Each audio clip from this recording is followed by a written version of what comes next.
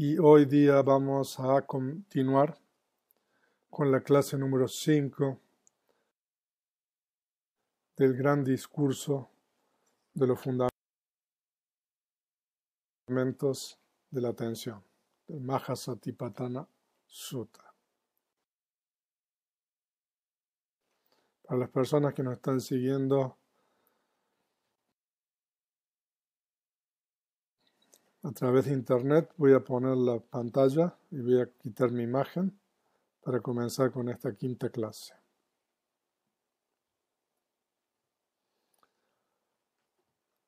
Entonces, pasamos. Nosotros hemos estudiado en las clases anteriores la primera contemplación solamente, la contemplación del cuerpo.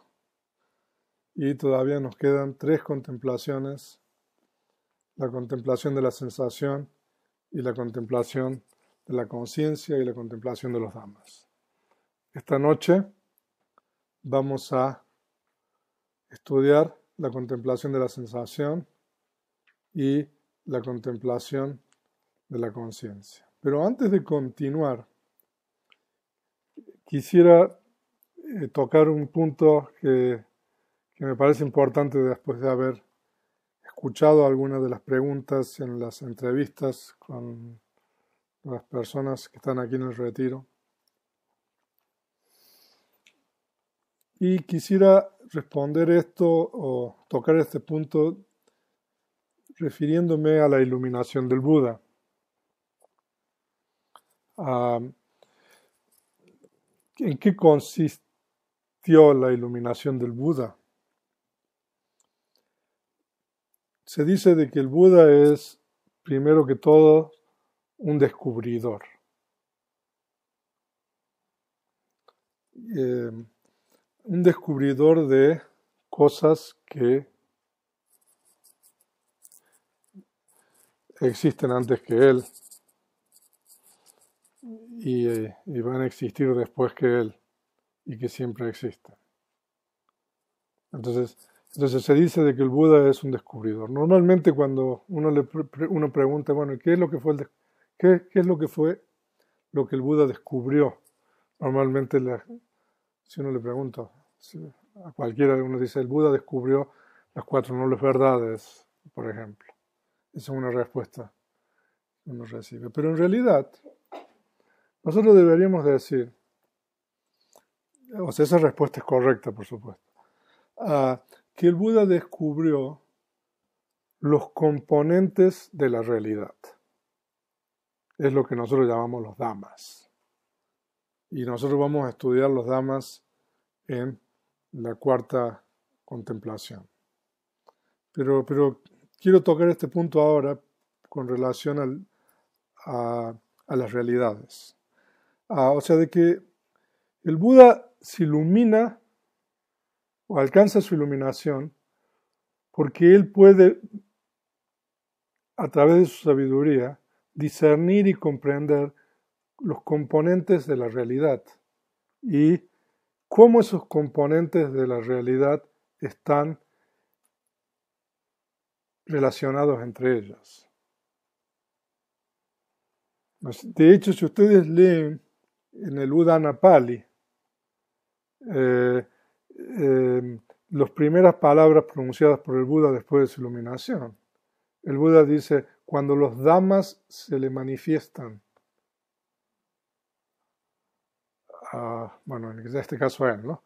Entonces, cuando se refiere a los dhammas, el Buda se está refiriendo a las realidades últimas, a los componentes finales de la realidad.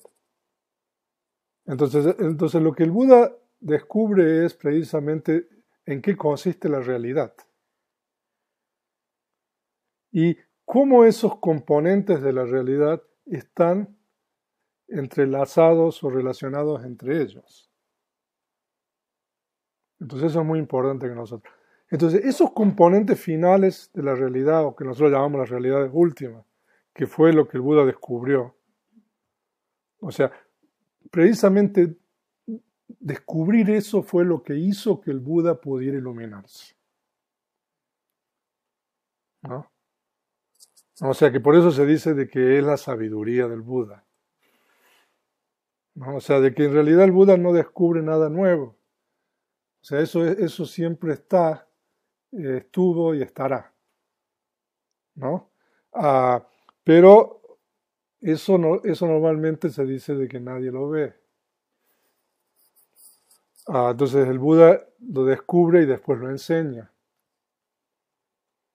Entonces, ese aspecto de enseñar eso que el Buda descubre es lo que nosotros llamamos la compasión, porque permite que otros descubran lo mismo que él mismo descubrió, ¿no? Entonces, esto que estoy mencionando está relacionado con el discurso este. Pero permítanme decir una cosa más. Esos componentes finales de la realidad, los dhammas, se dice de que existen independientemente de las construcciones mentales, ¿no? Entonces, después el Buda tiene que articular lingüísticamente una explicación de su descubrimiento, ¿no? Entonces, para ello el Buda utiliza el lenguaje, que de acuerdo con la tradición Theravada nosotros tenemos registrado en la lengua Pali. Entonces el Buda a través del Pali, entonces articula en conceptos y lingüísticamente su descubrimiento de estas realidades, ¿no? Que están más allá de los conceptos, en realidad. Por esa razón la lengua Pali, en los textos antiguos Theravada, se denomina Mula Vasa, que es la lengua raíz. La lengua raíz significa que es la lengua de la cual se origina o se expone por primera vez el descubrimiento del Buda. Por eso se llama Mula Vasa, lengua raíz o lengua de origen, digamos así. De origen en el sentido de que es la lengua que el Buda utiliza para articular y explicar conceptualmente lo que él descubrió. Pero en realidad lo que él descubrió está mucho más allá de la explicación que nosotros tenemos, ¿no? Eso que tiene que quedar claro. Entonces, en este discurso, nosotros es como si volver a caminar el camino que el Buda siguió para alcanzar la iluminación. Porque en realidad el Buda alcanzó la iluminación a través de esta práctica, ¿no? Entonces, lo que significa es de que lo que nosotros observamos cuando practicamos los fundamentos de la atención son realidades últimas. Y eso tiene que quedar bien claro de un comienzo, ¿no? O sea, de que estos dhammas que son los componentes de la realidad, los que nosotros tenemos que observar o practicar los fundamentos de la atención. Ahora, salvo la contemplación de las 32 partes del cuerpo, que son conceptos, ¿no? Y las 9 contemplaciones del cementerio, que son conceptos, y que yo ya les expliqué a ustedes de que esas son prácticas específicas, particulares, y que son opcionales. Todas las demás secciones de la contemplación del cuerpo, el objeto de contemplación son realidades últimas, son dhammas. Entonces nosotros, los fundamentos de la atención, los objetos, ya sea en la contemplación del cuerpo, en la contemplación de la sensación, la contemplación de la conciencia, la contemplación de los dhammas, son realidades últimas. Porque es solamente a través de la contemplación de las realidades últimas que nosotros vamos a poder realizar las verdades que fueron descubiertas por el Buda. Nosotros en la realidad conceptual, nosotros no vamos a poder lograr eso. La realidad conceptual es una realidad completamente diferente a la realidad última. Entonces, bueno, eso quería mencionar antes de continuar ahora hablando sobre la contemplación de la sensación. Entonces, ahora vamos a ver la segunda contemplación, que es la sensación. Ahora, aquí nosotros tenemos un resumen de puntos importantes para poder comprender esta contemplación. La sensación es un estado inmaterial. Ahora, se dice que se expone la contemplación de la sensación después de la contemplación del cuerpo, porque entre los estados inmateriales es lo más evidente. O sea, de que el cuerpo es lo primero, no es lo más burdo, o sea, uno tiene que empezar por la contemplación del cuerpo, ¿no? Y el cuerpo, o sea, bueno, entonces la contemplación del cuerpo es toda la realidad de la materia. La realidad de la materia tiene muchas partes, ¿no? Pero tiene la característica de la materia, que la materia no tiene habilidad cognitiva, etc. Pero ahora nosotros venimos a la contemplación de la sensación. Y en la contemplación de la sensación, nosotros ya pasamos a contemplar algo inmaterial, ¿no? Ahora, en los textos se dice de que hay 3 tipos de sensaciones. O a veces se habla de 5 tipos de sensaciones. Pero nosotros vamos a seguir la clasificación de 3 sensaciones siguiendo la explicación del discurso.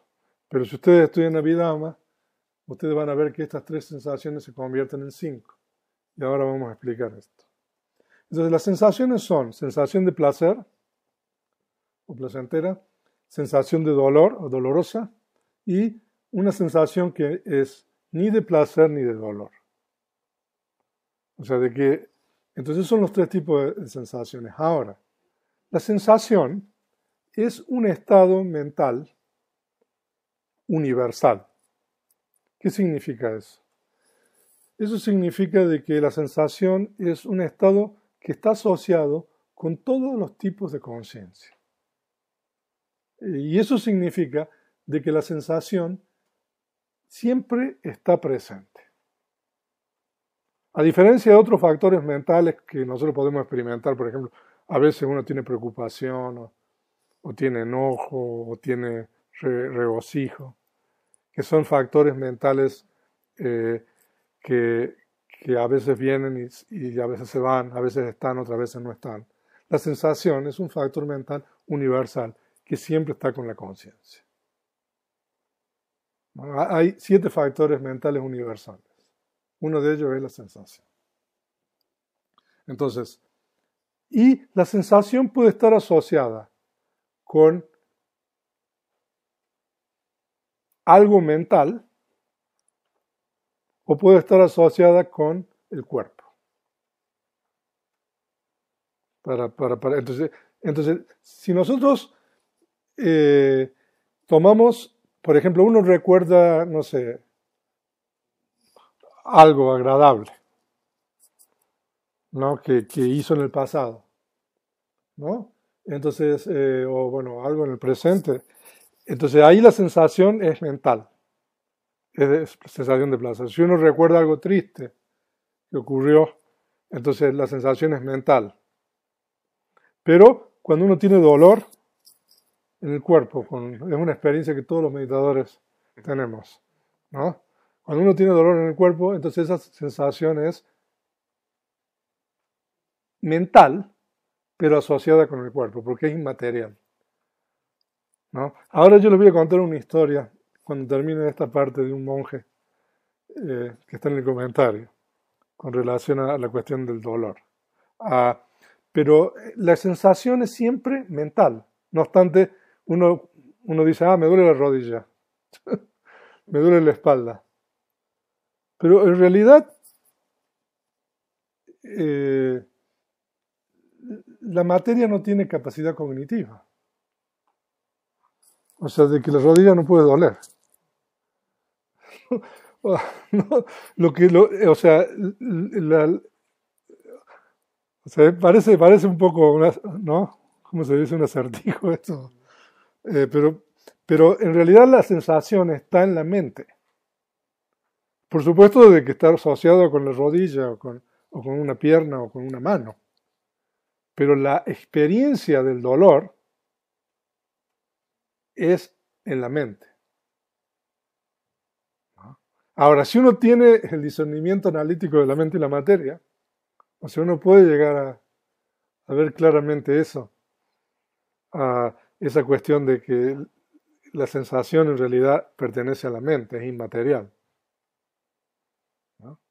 Pero claro, o sea, está asociada, cuando está asociada con el cuerpo es porque hay un problema en alguna parte del cuerpo. Si no hubiera un problema ahí, entonces uno no tendría esa experiencia en la mente, ¿no? Normalmente uno se cree que el problema es la rodilla, ¿no? Pero la experiencia no es eso, ¿no? Eso tiene que quedar claro. Entonces, por eso, cuando nosotros tenemos en cuenta que hay experiencias mentales y corporales, la sensación se convierte de 3 en 5, ¿no? Porque hay, eh, en la mente la sensación puede ser placentera, de dolor, y ni placentera ni de dolor. Y en el cuerpo la sensación puede ser solamente de placer y de dolor. Se dice. Ahora, la sensación mental de ni placer ni de dolor se dice de que es muy sutil y es muy difícil de discernir. Normalmente nosotros podemos discernir las sensaciones de placer y de dolor. Entonces esa es una introducción con relación a la sensación. Entonces ahora vayamos al discurso y leamos la sección correspondiente a la contemplación de la sensación. Y bhikkhus, ¿cómo un bhikkhu mora contemplando la sensación en las sensaciones? Aquí bhikkhus, cuando un bhikkhu experimenta una sensación placentera, comprende, estoy experimentando una sensación placentera. Cuando experimenta una sensación dolorosa, comprende, estoy experimentando una sensación dolorosa. Cuando experimenta una sensación ni placentera ni dolorosa, comprende, estoy experimentando una sensación ni placentera ni dolorosa. O sea que esas son las 3 sensaciones básicas. Pero en el discurso se discrimina entre sensación placentera, dolorosa y ni placentera ni dolorosa, mundana y no mundana. Ahora vamos a explicar esto. Cuando experimenta una sensación placentera mundana, comprende, estoy experimentando una sensación placentera mundana. Cuando experimenta una sensación placentera no mundana, comprende, estoy experimentando una sensación placentera no mundana. Cuando experimento una sensación dolorosa mundana, comprende, estoy experimentando una sensación dolorosa mundana. Cuando experimento una sensación ni placentera ni dolorosa mundana, comprende, estoy experimentando una sensación ni placentera ni dolorosa mundana. Y cuando experimento una sensación ni placentera ni dolorosa no mundana, comprende, estoy experimentando una sensación ni placentera ni dolorosa no mundana. Así mora contemplando la sensación de las sensaciones, internamente, elipsis, puntos suspensivos, ¿no? Así también bhikkhus, un bhikkhu mora contemplando la sensación de las sensaciones. Entonces nosotros, es corta la sección esta, ¿no? Ahora, que sea fácil de practicar es otra cosa. Ahora, cuando un bhikkhu experimenta una sensación placentera, comprende, estoy experimentando una sensación placentera. Y aquí, esa es una cita de la traducción del comentario. Aquí ciertamente aún infantes en posición supina cuando están mamando, experimentan una sensación placentera y comprende que están experimentando una sensación de placer. ¿Se recuerdan con la cuestión del caminar? Que también había una cuestión así, que cuando uno está yendo, sabe que uno va, ¿no? Entonces dice, pero aún los perros saben que ¿no? Entonces el comentario responde, pero esto no se refiere a tal modo de conocimiento, porque tal modo de conocimiento, número 1, no abandona la noción errónea de un ser, no elimina la percepción de una persona y tampoco la práctica de meditación, ni el desarrollo de los fundamentos de la atención. O sea, de que comprender la sensación en la sensación implica que uno cuando comprende la sensación, uno no se identifica con esa sensación, ¿no? O sea, cuando uno se identifica con la sensación, uno no está abandonando la noción errónea, porque ahora, yo estaba hablando con Luz del Alba, ¿no? Hoy día, ¿no? Eh, lo que pasa es que los Dhammas, las realidades últimas, eh, las realidades últimas que tienen que ver con la práctica de meditación, son todas condicionadas. ¿Y qué significa que sean condicionadas? Significa de que lo condicionado tiene un surgir, un permanecer y un cesar. Esa es la característica, se dice, de lo condicionado. Entonces, todas las realidades últimas condicionadas, todos los dhammas condicionados, porque son condicionados, entonces tienen un surgir, un permanecer y un cesar. Por supuesto que esa es una impermanencia muy impermanente, porque eso nosotros sabemos que la duración de esos fenómenos es muy fugaz.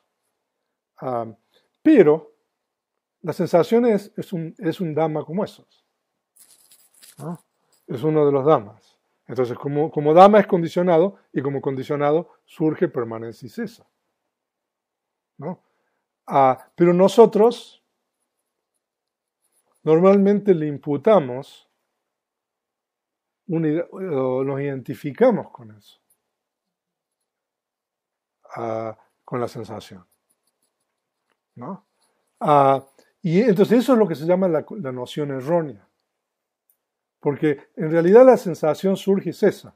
Y no obstante, nosotros, por ejemplo, aún el dolor físico, que uno dice, uy, me dolió la rodilla 20 minutos o media hora, ¿no?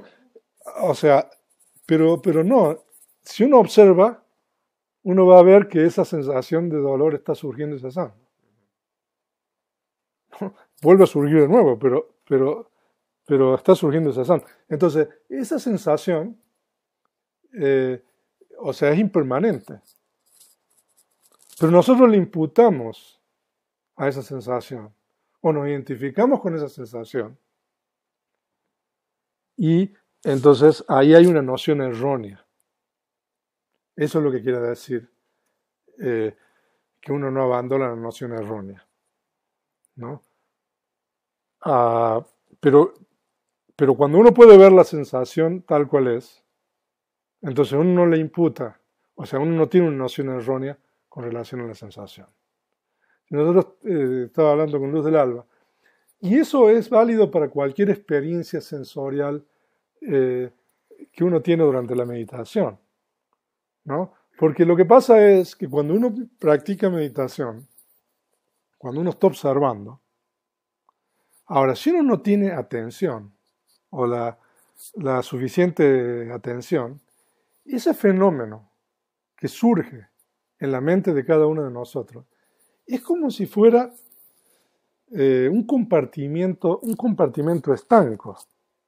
Nosotros es como si estuviéramos encerrados en ese fenómeno, ¿no?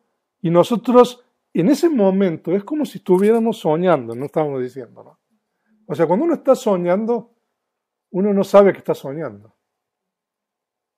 Cuando uno se identifica con un fenómeno, por supuesto de que este es un sueño muy fugaz, ¿no? Porque eso, o sea, es un momento. Entonces, como nosotros no tenemos el desarrollo meditativo de la atención, etc., nosotros nos viene este pensamiento y nosotros, eso nos atrapa. Es como si el universo fuera eso en ese momento, ¿no? El universo es ese tipo de experiencia que nosotros estamos teniendo ahí, ¿no? Pero esa experiencia es esa. Nosotros no vemos el cesar. Y después viene otra experiencia, ¿no? Estábamos hablando, no sé, del enojo o de esa cosa. Entonces viene el enojo y de nuevo no es como si se cerraran los cuatro muros de eso y uno está ahí metido. Entonces Entonces es el universo de ese estado que uno está ahí, uno se identifica con eso y es como un sueño, ¿no? Momentáneo, ¿no? Y después eso cesa, y eso fue, ¿no? Y después viene otra cosa más, ¿no? Entonces cada fenómeno que va surgiendo, si nosotros no tenemos el desarrollo meditativo del cultivo de la atención, etcétera, nosotros le vamos a imputar una noción errónea, ¿no? Nosotros vamos a vivir eso como si eso fuera permanente, ¿no? Es como un sueño, cuando uno sueña, lo que pasa es que eso es un sueño así infinitesimal, porque en el sueño, no sé, uno se puede pasar un rato ahí, ¿no? Creyendo que eso es una realidad, ¿no? Pero cuando nosotros estamos meditando, o sea, son, digamos, no sé, instantáneas de sueño, podemos decir, ¿no? Entonces, por eso se dice de que uno no tiene, que no abandona la noción errónea, ¿no? Entonces, nosotros tenemos que, si nosotros tenemos la suficiente atención y el desarrollo de las facultades, nosotros vamos a poder ver eso tal cual es, ¿no? Pero cada uno de nosotros queremos hacer permanente algo que en realidad no lo es. O sea, si eso fuera permanente, bueno, está bien, ¿no? Pero cuando nosotros nos identificamos con eso, nosotros lo queremos hacer permanente. Nosotros estamos tratando de hacer permanente algo que en realidad no es permanente. Entonces eso es una noción errónea. Y también la percepción errónea. No se elimina la percepción errónea. Por eso el comentario explica eso. Entonces se requiere, ¿no?, la práctica de meditación y el desarrollo del fundamento de la atención. O sea, de que la mente de los seres humanos normalmente es así, ¿no? Y por supuesto que las transgresiones éticas se deben precisamente a esas identificaciones, ¿no? Esos sueños instantáneos, ¿no? Que no solamente uno se identifica con el estado mental, sino que también uno tiene acciones que causan daño y sufrimiento a los demás, ¿no? Entonces, por eso es tan importante el desarrollo y la práctica de meditación, porque a través de la práctica de meditación nosotros vamos a poder discernir la realidad de los dhammas, de estas realidades últimas, que es que están continuamente surgiendo y cesando. Entonces, cuando uno puede ver ese surgir y cesar de estos dhammas y estas realidades últimas, en el caso de la sensación, nosotros no vamos a tener una noción errónea, porque nosotros estamos viendo correctamente cómo es. Entonces, entonces en el comentario se dice, ¿quién experimenta la sensación? Ok, ningún ser o individuo experimenta la sensación. O sea, si uno lo lee así, es una cosa, pero si uno lo explica como se explicó antes, ¿no? Se entiende diferente, ¿no? ¿De quién es la sensación? De ningún ser o individuo es la sensación. Si fuera permanente, sería diferente, ¿no? Uno podría decir, bueno, esto es mío. Pero esto es impermanente, ¿no? Entonces, ¿es mío? Bueno, ok, podemos decir es mío mientras esto está. Uno podría decir, ¿no? Pero eso es una concepción errónea. Decir que es mío, ¿no? Bueno, ahora ¿dónde está? ¿No? ¿Y por qué se experimenta la sensación? La sensación puede ocurrir debido a que se toma como objeto la base. Eso significa, cuando la mente toma cualquier objeto, uno experimenta una sensación. Ahora, hay una historia aquí en el comentario que es increíble. De un monje. Les voy a leer la historia. Impresionante.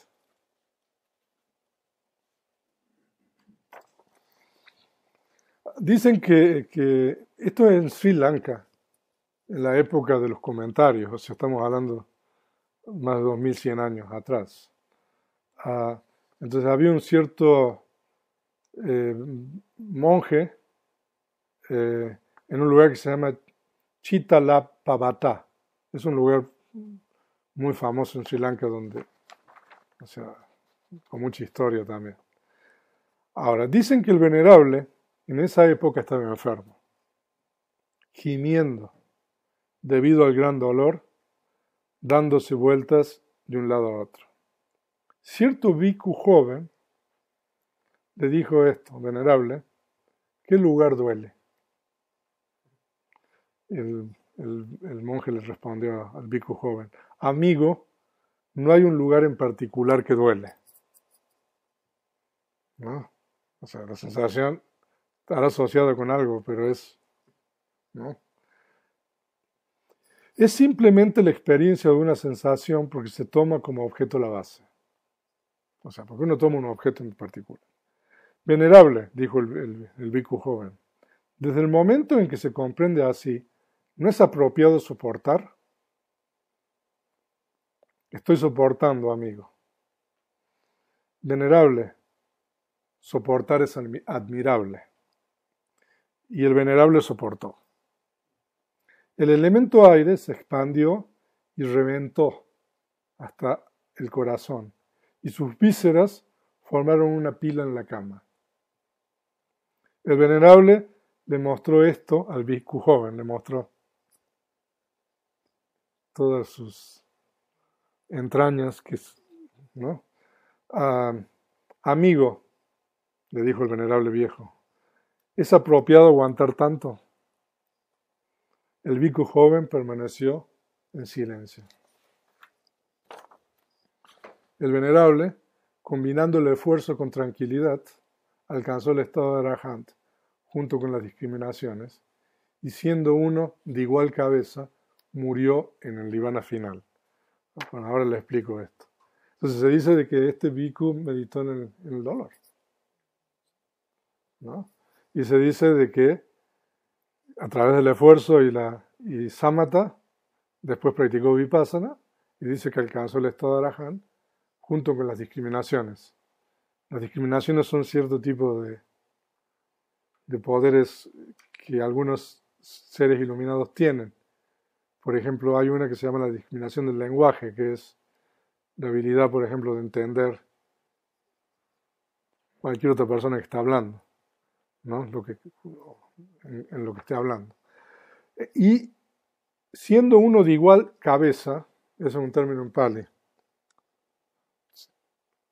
ahora les explico, murió en el nirvana final. Se dice de que de igual cabeza significa, no sé, es como las carreras de caballo, ¿no? Que llegan juntos, digamos, a la meta, ¿no? Entonces, ¿quién ganó? Entonces se dice de que murió en el momento en que alcanzó el estado de Arahant. Eso significa ser uno de igual cabeza, ¿no? Entonces, en Pali se llama Samasisi, ¿no? Entonces, en ese momento que murió, en el mismo momento alcanzó el estado de Arahant. Entonces ahí ustedes tienen una historia en el comentario sobre la práctica de, ¿no? En la sensación, ¿no? O sea, de que aún una sensación de dolor, o sea, que la sensación de dolor que nosotros tenemos aquí, ¿no? O sea, de que, ¿no? Pero bueno, o sea, de que se puede meditar en el dolor, o sea, como en esta historia, o sea, como le decía el otro, soportar, ¿no? Entonces al final le dice el bhikkhu grande, ¿se vale soportar tanto? Como diciendo, bueno, yo hasta aquí, o sea, estoy practicando meditación en esto. Eso es lo que le quiero decir. Entonces el otro se quedó callado, ¿no? Ok. Entonces esa es la contemplación de la conciencia. Y ahora se vuelve más sutil, ¿no? Ahora, se dice que la contemplación de la sensación es inmaterial, o sea, cuando nosotros contemplamos la sensación de placer, de dolor, ni de placer ni de dolor, ya sea mental o corporal, eso es un estado inmaterial. Ahora, la conciencia también es inmaterial. De acuerdo con la enseñanza del Buda, las realidades últimas pueden ser materiales o inmateriales. Y tanto la realidad material como la realidad inmaterial es igualmente real. O sea, eso es muy importante, ¿no? Yo siempre hago énfasis en esto porque el paradigma de las enseñanzas del Buda sostiene de que hay dos realidades, ¿no? Eh, la realidad material y la realidad inmaterial. Entonces ahora vamos a ver la otra parte de la realidad inmaterial, que es la conciencia. Ahora, la conciencia en realidad es una de las partes de la mente. En Pali la mente se denomina nama. La conciencia se llama chitta. Hay muchos nombres para conciencia. Pero entonces, la mente consta de dos componentes, la conciencia y los factores mentales. La conciencia se define como aquello que conoce el objeto y los factores mentales son aquellos que siempre están asociados con la conciencia, ¿no? Pero no todos los factores mentales están asociados con la conciencia, pero la conciencia siempre surge. Entonces por eso se dice que la conciencia es el líder, ¿no? Para que uno, por ejemplo, experimente, no sé, enojo hacia alguien, ¿no? Uno tiene que tomar a ese alguien como objeto. Entonces, eso es la conciencia, ¿no? Entonces, la conciencia toma, o por ejemplo, uno recuerda a alguien. Entonces, eso permite de que el enojo surja con la conciencia. Entonces, el enojo es un factor mental, ¿no? Se requiere que la conciencia tome un objeto para que los factores mentales hagan sus respectivas actividades. Ahora, nosotros en la contemplación de la conciencia se observan los distintos tipos de mente, como conciencia con pasión, conciencia con enojo, etc. Ahora, cuando nosotros estudiamos la contemplación de la conciencia, si ustedes leen el comentario, o sea, ustedes van a ver, o sea, que el comentario explica todo esto de acuerdo con el Abhidhamma, ¿no? Las explicaciones de esta, bueno, y de muchas partes anteriores también, pero especialmente la contemplación de la conciencia, o sea, que el comentario hace, es en base a la Abhidhamma. Entonces ustedes van a poder, si no han estudiado Abhidhamma, ver un poco cómo es la perspectiva de la Abhidhamma de la conciencia. Pero vamos primero a leer el pasaje del discurso correspondiente. Y bhikkhus, ¿cómo un bhikkhu mora contemplando la conciencia en la conciencia? Aquí bhikkhus, un bhikkhu comprende la conciencia con pasión, como conciencia con pasión, comprende la conciencia sin pasión, como conciencia sin pasión, comprende la conciencia con enojo, como la conciencia con enojo, comprende la conciencia sin enojo, como conciencia sin enojo, comprende la conciencia con ignorancia, como conciencia con ignorancia, comprende la conciencia sin ignorancia, como conciencia sin ignorancia, comprende la conciencia contraída, como conciencia contraída, comprende la conciencia dispersa, como conciencia dispersa, comprende la conciencia sublime, como conciencia sublime, comprende la conciencia no sublime, como conciencia no sublime, comprende la conciencia superable como conciencia superable, comprende la conciencia insuperable como conciencia insuperable, comprende la conciencia concentrada como conciencia concentrada, comprende la conciencia desconcentrada como conciencia desconcentrada, comprende la conciencia liberada como conciencia liberada, comprende la conciencia no liberada como conciencia no liberada. Así, mora contemplando la conciencia en la conciencia internamente, así un bhikkhu, así también bhikkhus, un bhikkhu mora contemplando la conciencia en la conciencia. O sea, aquí hay un catálogo de algunos tipos, de tantas otras que uno puede experimentar, ¿no? Pero tenía otra historia para contarles con relación a la sensación, que se las quería leer, porque es una historia, no como la sensación así de pesar y todo eso es un impedimento para el progreso de la práctica. Y esta es una historia muy, muy interesante. Se dice de que había un bhikkhu, un monje, que era que había aprendido muy bien las enseñanzas del Buda y que tenía una gran cantidad de discípulos y que era un gran maestro debido a su conocimiento de las escrituras. Y se dice de que miles y miles de bhikkhus, gracias a sus enseñanzas, alcanzaron la liberación de la mente y la iluminación, ¿no? Y se dice de que uno de sus discípulos, un día, pensó, digamos, que ya sabía que era un discípulo iluminado, pensó acerca de su maestro y se dio cuenta que su maestro no había alcanzado ningún estado de iluminación. Entonces se dice de que este discípulo decidió darle una lección a su maestro. Entonces se dice de que el discípulo fue a verlo al maestro, pero el maestro siempre estaba muy ocupado enseñando. Entonces el discípulo le dijo que quería hacerle una pregunta, pero el maestro le decía, no, o sea, estoy ocupado. Entonces el discípulo le dice, bueno, quizás cuando vaya al poblado en busca de comida, yo le puedo hacer la pregunta. No, porque ahí también la gente del poblado, ¿no?, me hace preguntas.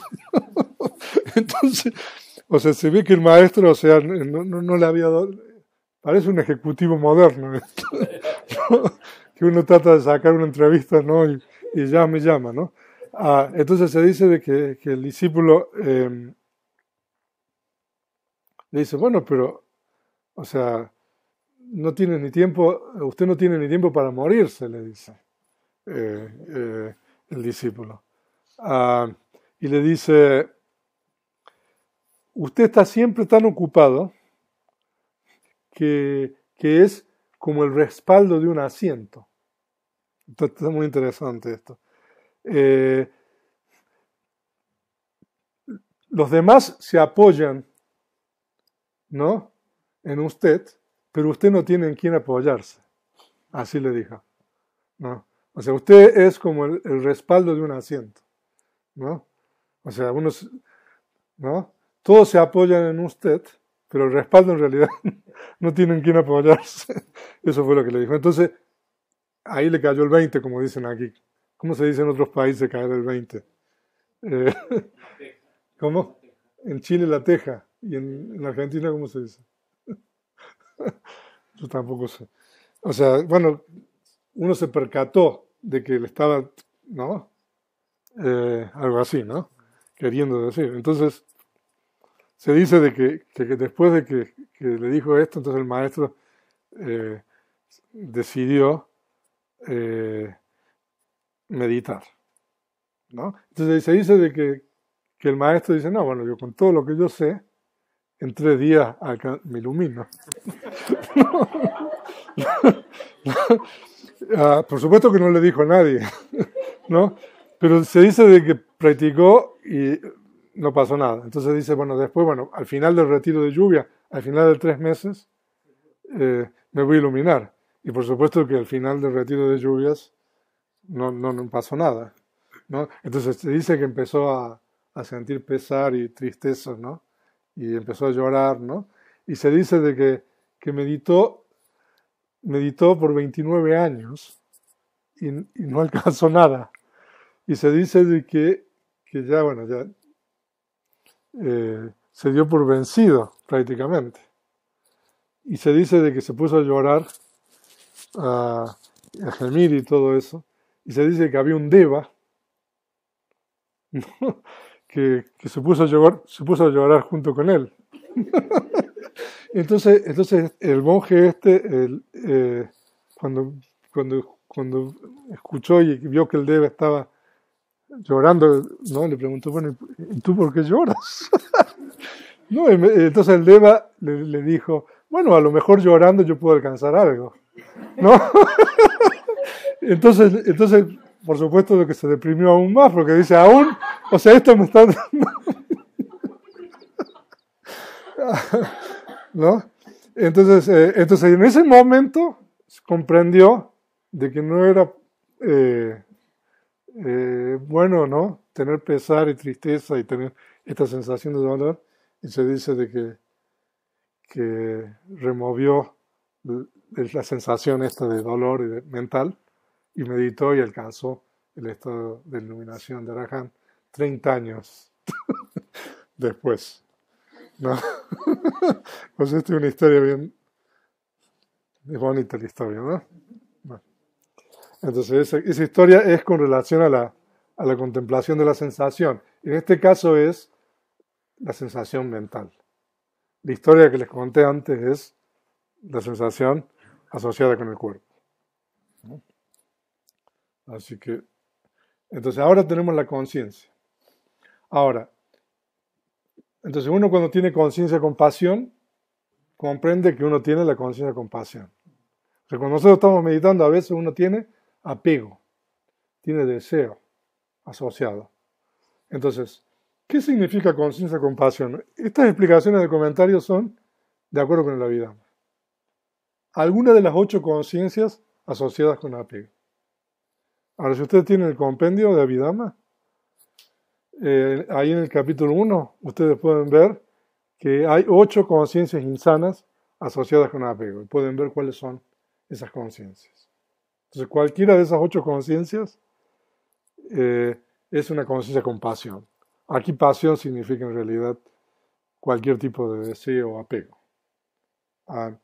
Conciencia sin pasión significa, miren lo que dice ahí, cualquier conciencia indeterminada o cualquier conciencia sana mundana. Usted estudia bien, ¿no? A ver, Felipe, mi discípulo. ¿Cuáles son las conciencias indeterminadas mundanas?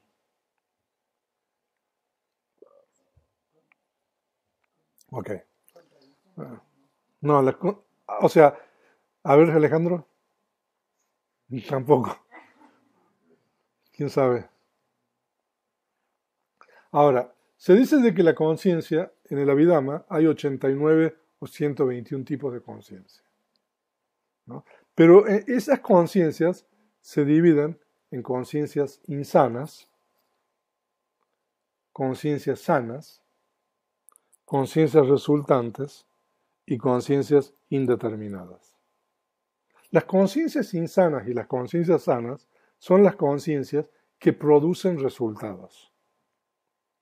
O sea, las conciencias resultantes son las conciencias que son resultado o el fruto, el resultado de las conciencias insanas o sanas del pasado. Pero hay un cierto tipo de conciencia que se llama conciencia indeterminada. Y la conciencia indeterminada es un tipo de conciencia muy particular porque no es ni insana, ni es ni sana, ni tampoco es resultante. Entonces, a veces estas conciencias indeterminadas se denominan conciencias funcionales, ¿no? Entonces, cuando nosotros hablamos de una conciencia sin pasión, nos estamos refiriendo a cualquier conciencia indeterminada o sana, mundana. Yo puse esto aquí para que ustedes vean cómo es la explicación del comentario y cómo es importante el conocimiento de la Abhidhamma para poder comprender correctamente las enseñanzas del canon. ¿no? Porque dentro de la tradición Theravada hay gente que se sostiene de que la Abhidhamma es algo que en realidad no es importante, incluso hay gente que dice que tampoco fue enseñado por el Buda, ¿no? Entonces, ¿cómo nosotros entendemos esto si nosotros no entendemos Abhidhamma?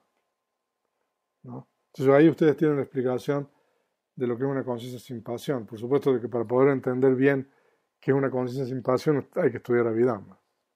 Ahora, ¿qué es una conciencia con enojo?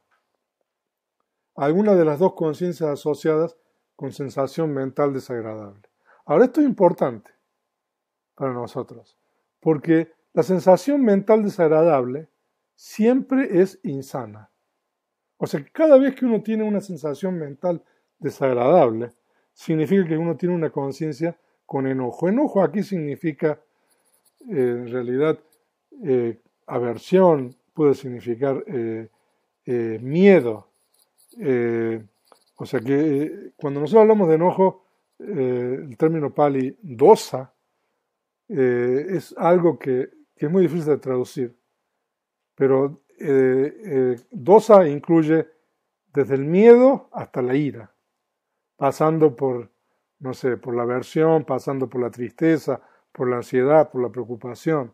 Cualquier tipo de conciencia que tiene una sensación mental desagradable, tiene enojo allí, ¿no? Y en realidad hay dos conciencias con sensación mental desagradable.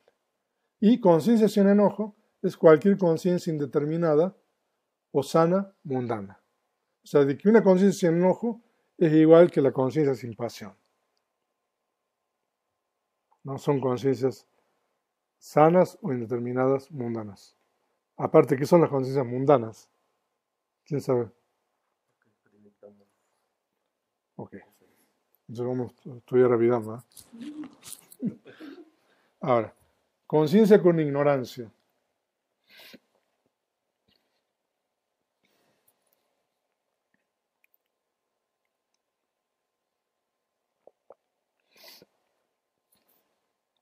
Es de dos tipos, asociada con duda y con agitación. Pero debido a que la ignorancia surge con todas las conciencias insanas, las restantes conciencias insanas también se incluyen. O sea, de que en realidad la ignorancia es un factor mental insano universal. ¿Ignorancia qué significa? Ignorancia significa no ver la realidad tal cual es. No significa, ignorancia no significa no saber algo, no tener información sobre algo. Aquí, ignorancia significa no comprender la realidad correctamente. Y se dice de que hay dos tipos de conciencias con ignorancia. Duda, pero duda aquí no es cualquier tipo de duda. Es duda con relación a la práctica, ¿no? Con relación a la enseñanza. A veces uno cuando practica tiene duda, ¿no? Uno se pregunta, bueno, ¿qué estoy haciendo? ¿Realmente estoy meditando bien? A veces uno se pregunta.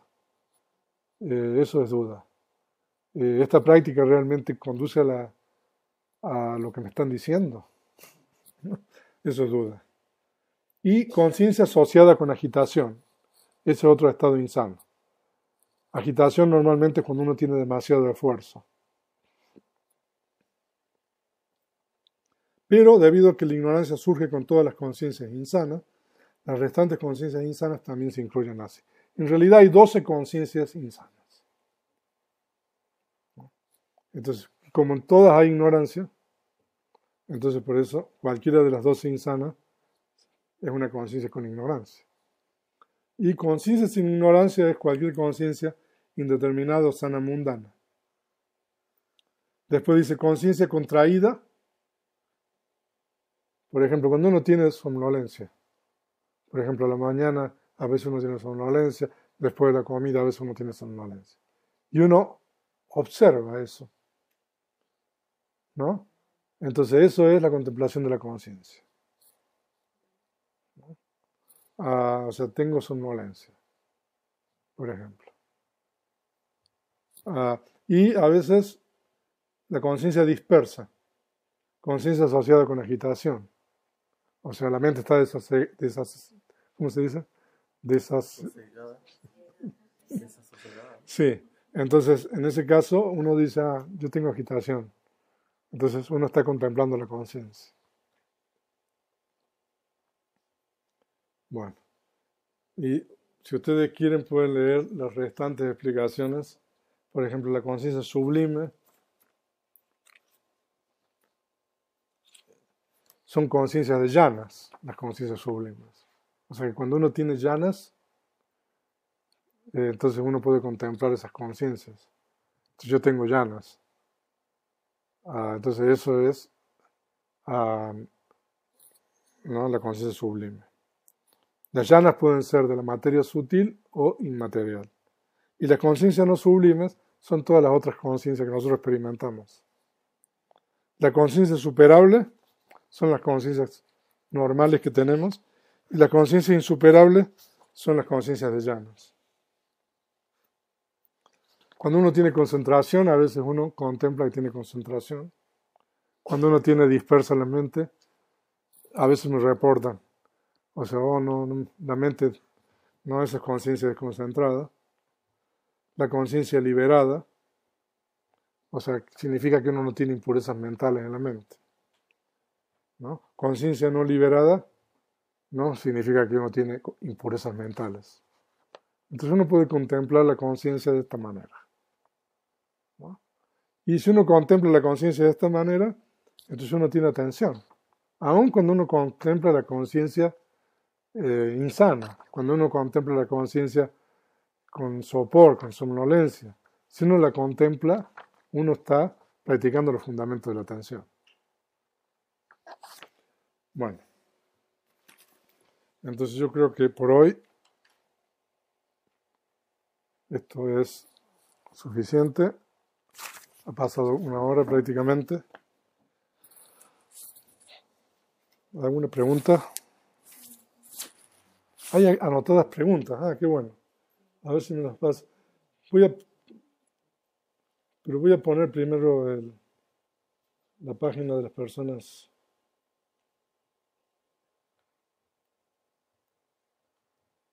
Vamos a pasar ahora al... Voy a poner ahora la cámara nuevamente.